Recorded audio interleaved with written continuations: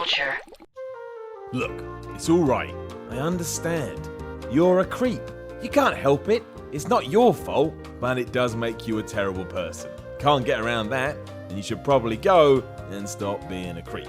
But there are things you can do to fill this urge, one of which is using the power of Google Maps and visiting creepy places that accurately represent your personality. I'm Simon from Whatculture, and this is 10 creepy places you can visit on Google Maps. Number 10, terrifying statue balcony. Look at the state of that. I mean, honestly, who the hell has this in their house in the first place? And furthermore, why have they positioned it on their balcony as if it's about to get ready and end the world? It's horrendous. But yes, if you were just randomly toying around with Google Maps, there's every chance you would have just seen this monstrosity piercing a hole through your soul as it contemplates how to exact revenge on all of its enemies. Where the hell do you even get one of those things? Number 9, the bins of death. Well, isn't this lovely?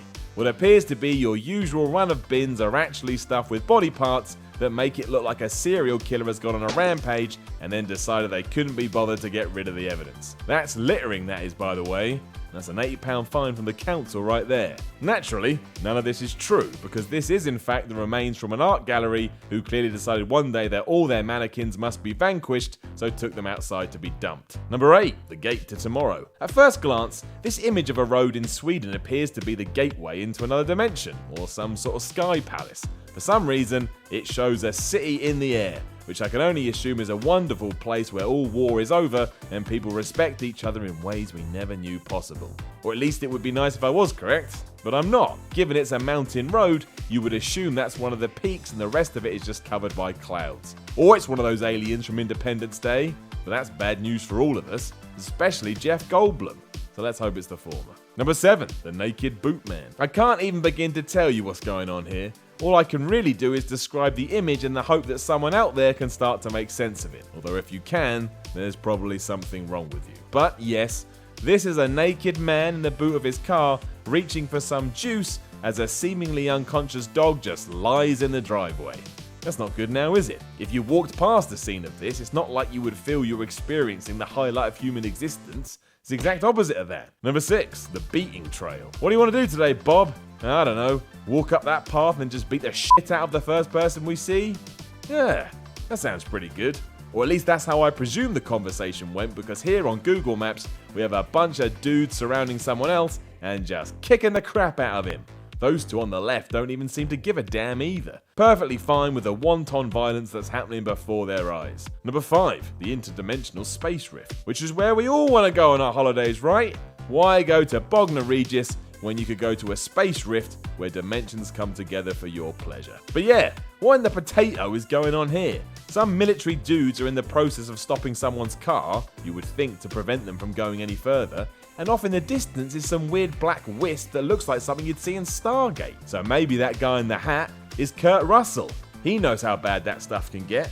Don't want it to happen again. Number 4, the birth. Right?